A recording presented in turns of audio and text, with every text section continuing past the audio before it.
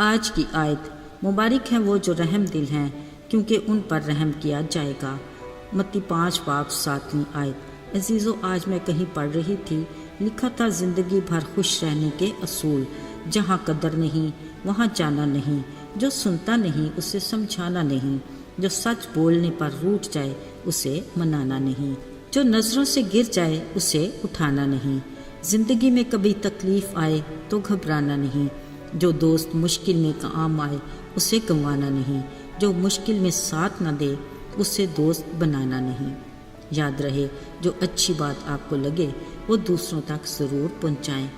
آپ کی بدولت کسی کا بھلا ہو جائے گا تو یہ ایک مثبت عمل ہے۔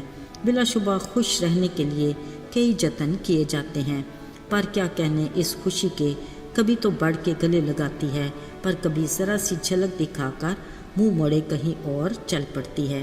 یعنی خوشی گویا آنی جانی چیز ہے جس کو ایک جگہ قیام نہیں۔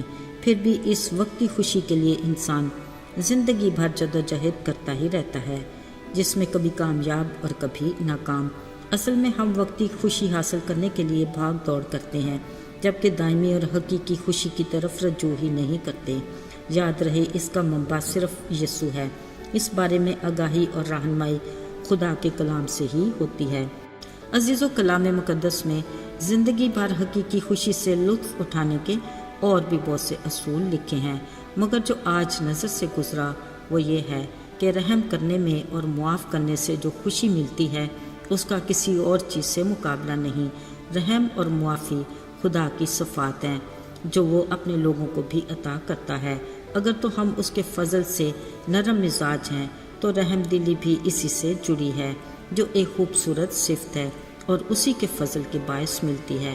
اس میں کوئی دو رائے نہیں کہ ہم انسان انتہائی کمزور ہیں، جو ہمارے کاموں اور باتوں، سلوک اور رویے سے عیاں ہے۔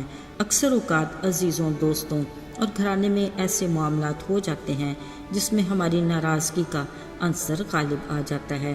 ہماری ناراضگی بھی پھر ربر کی تار کی طرح ہوتی ہے، کھینچنے سے بڑھتی ہی جاتی ہے۔ یاد رہے، عقل مندی اسی میں ہے کہ جلدی معاف کر کے حالات کو بگڑنے سے بچا لیں۔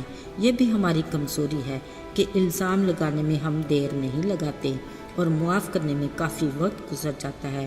ایسی کیفیت شاید دوسرے کے لیے تو نہیں مگر ہمارے خود کے لیے کافی تکلیف دہ ہوتی ہے۔ یقین مانیے، خدا کے فضل سے یہ مشکل بھی آسان ہو سکتی ہے۔ اگر ہم اپنے معاملات خدا کے ہاتھ میں دے دیں تو وہ اس کے لیے خود ہی پلان کرتا ہے، مگر اس معاملے میں ہم اپنی تدبیریں ہی کرتے رہتے ہیں۔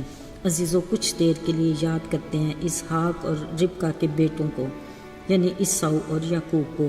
جب یعقوب نے عیساؤ کی برکت اپنے باپ سے پہلے ہی لے لی، عیساؤ اتنا ناراض تھا کہ وہ یعقوب کو جان سے مار ڈالنے کا ارادہ کر چکا تھا، مگر اپنے والدین کی رضامندی سے یعقوب اپنے ماموں لابن کے ہاتھ چلا گیا۔ پھر 20 سال کا عرصہ گزر گیا۔ جب یعقوب واپس اپنے باپ کے گھر آنا چاہتا تھا تو اسے اپنے بھائی عیساؤ کا غصہ اور ناراضگی ابھی تک یاد تھی۔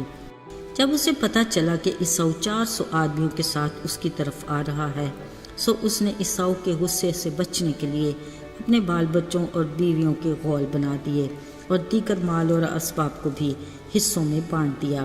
یہ یعقوب کی اپنے بھائی عیساؤ کی ناراضگی کے خطرے سے بچنے کے لیے اپنی تدبیر تھی، مگر خدا نے اس کے لیے راستوں کو اپنی مرضی سے پہلے سے زیادہ ہموار کر رکھا تھا۔ کلام میں ان کا ملاپ کچھ ایسا ہوا، لکھا ہے یعقوب نے 7 بار جھک کر عیساؤ کو سجدہ کیا۔ وہ آپس میں بغل گیر ہوئے اور ایک دوسرے کو چوما اور گلے مل کر روئے بھی۔ یاد رہے، تلخ مزاجی، ناراضگی، معاف نہ کرنا خدا کا ہماری زندگی کے لیے منصوبہ نہیں۔ غور طلب بات یہ ہے کہ آخر عیساؤ کو خدا نے توفیق دی کہ وہ اپنے بھائی یعقوب کو معاف کر دے، لہٰذا خدا کے پلان سے وہ دونوں ایک دوسرے کے ساتھ اچھے سے ملے اور ان کی زندگی میں خوشگوار تبدیلی بھی آئی۔ اگرچہ یعقوب اس کے غصے سے خوف زدہ تھا، مگر خدا نے اس کے لیے وقت اور حالات کو سازگار بنایا۔ عزیزو، عیساؤ کے کردار سے یہ اندازہ ہوتا ہے کہ نہ صرف اس نے اپنے بھائی یعقوب کو معاف کیا بلکہ اس پر رحم بھی کیا۔ یقیناً اسے رحم دلی کی توفیق خداوند کے فضل سے عطا ہوئی۔ یاد رہے جہاں رحم اور معافی کی بات آتی ہے تو ہمیں کبھی یہ نہیں بھولنا چاہیے اپنے خداوند یسوع مسیح کو، جس نے گناہ کی بدترین حالت میں پڑے ہم گناہ گار انسانوں پر رحم کیا، ہماری خطاؤں کو بخش دیا، ہمارے گناہوں کو معاف کیا، اپنے قیمتی لہو سے پاک کر کے پاک خدا باپ سے ہمارا دوبارہ میل کرایا اور اپنی جان کا کفارہ دے کر ہمیں ہمیشہ کی زندگی کا وارث بنایا۔ عزیزو، یہ ہے وہ دائمی اور حقیقی خوشی جو اس نے ہمیں عطا کی اور اس کی رفاقت بھی ہمیں میسر ہوئی۔ کلام مقدس میں لکھا ہے کہ وہ یعنی خدا اپنے لوگوں کی آنکھوں کے سب آنسو پونچھ دے گا، پھر نہ موت ہوگی، نہ ماتم، نہ آہو نالا، نہ درد، پچھلی ساری چیزیں جاتی رہیں گی۔ ذرا سوچیں کتنا مبارک ہے خدا جو ہر روز ہمارا بوجھ اٹھاتا ہے اور ہماری فکروں کو لے کر ہمارے دل کو شاد اور مسرور رکھتا ہے۔ آئیے دعا کریں۔